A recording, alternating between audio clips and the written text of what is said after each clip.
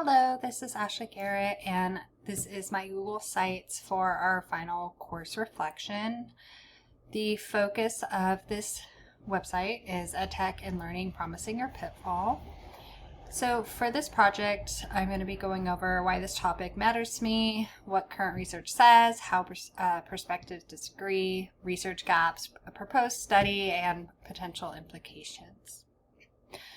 For this assignment, I decided to kind of compare and contrast these two, one podcast, one reading. So the online learning from Inside Higher Ed and how they talked about the positives of choice, modality, meeting students where they are. And then the Stanford article and his skepticism of digital tools in the classroom and how it's making learning worse. So the reason why I chose this, so this is my topic importance. I really see the merits of both sides of this argument. This is something that I am seeing more and more, especially post-COVID education and in my current K through 12 setting. So the example I use is that I have a lot of teachers who are going anti-tech. They're going old school, as they'll put it, and using paper, traditional, no Chromebook, no technology at all because of the cheating aspect. Then on the other side, I have teachers who are using tech for everything. It's nonstop on their Chromebooks, using different tools. And then there's this third component where we are getting information from our administration saying, well, balance the ed tech, but also use the ed tech. And they're not really giving much guidance. And that also connects to how fast AI and technology is moving, and we almost just can't keep up. So overall, online environments, EdTech, can really enhance and disrupt the learning. So on one side of the discussion, there's that promising side of how there's increased interaction, personalized learning, flexibility, especially for adult learners, and more engagement. But then there's the pitfalls that the article talks about with the cognitive load, overwhelm for learners and teachers, especially if you're on your Chromebook. I'm thinking about my students on their Chromebook, 6 periods a day, different ed tech tool every class period. There's also the pitfall of reduced attention and focus, lack of creative thinking, and then inconsistent access and equality that the Stanford article talks about. So like I said, I felt that this was really interesting to see both sides, especially when I'm doing an online program and I see the promise of it, but then there are those pitfalls that I see in my everyday work. So it's an interesting contrast for me. So just to kind of go over it briefly, there is this promise of thoughtful design. There are great uses for ed tech. I found this article from Edutopia kind of going over how the Medium, Notebook LM, a lot of translation for EL. So there's a lot of positives as well. The social discussion, so being able to use Padlet, Flip, Menti to increase motivation. There's also instructor presence and enhancing engagement, and then adaptive learning and personalized instruction. So the Higher Ed podcast really argues that online learning can be reimagined to be flexible, human-centered, and deeply engaging. Then, once again, we have these pitfalls. So once again, I found another Edutopia that goes against the first part, which is things we're getting wrong about integration, and just talking about how we had a pivot during the pandemic, how we don't have that support with the software. So two very clear contrasting ideas.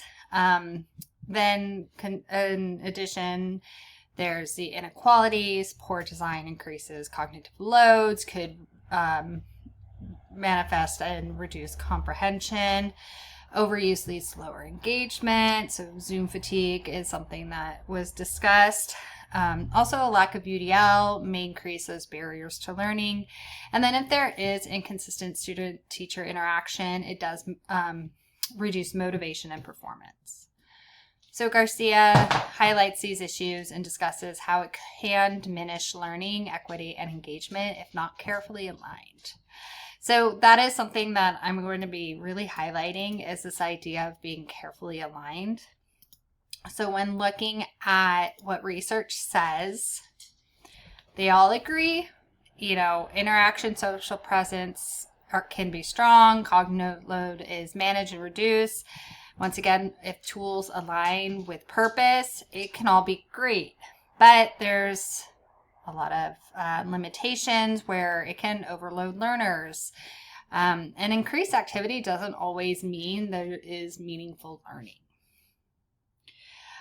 When multiple tools are being used, presence becomes fractured. So going back to my example of my work site, my school, I think that a lot of the students, by the time they get to my period, maybe later in the day, they are just checked out. There's too many tools. They don't know how to utilize everything.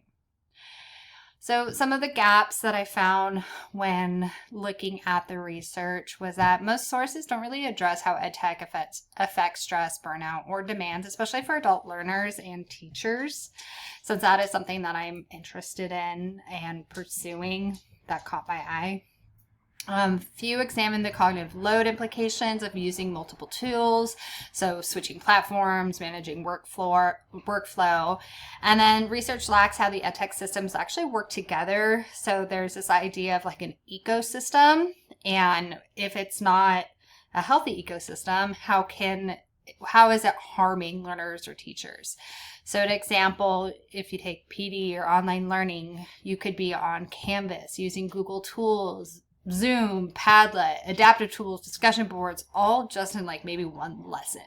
So that also ties back to, well, what is meaningful and what is actually useful and what are those learning objectives? And this all matters because understanding this will allow for understanding on how EdTech environments affect teachers and learners, their cognition, and overall well-being. So for a proposed study, it's really to explore how learners experience cognitive load and motivation when navigating EdTech learners. So for some research questions, how do learners experience cognitive load while using EdTech tools in online learning environments? This could really be geared towards adult learners or even teachers if I'm thinking about my own interests. Which EdTech design features support or hinder interaction, presence, and learning?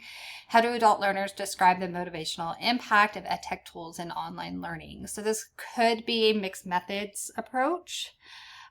Survey on cognitive load or motivation, possible short interviews, looking at interaction analytics from modules. I know Canvas has that aspect. And then even asking for brief reflections. So overall, this is really interesting. Like I said to me earlier, I find these two sides of the extremes fascinating, to say it nicely, just because seeing it, how it is developing in my own work is also ongoing. And yeah, thank you.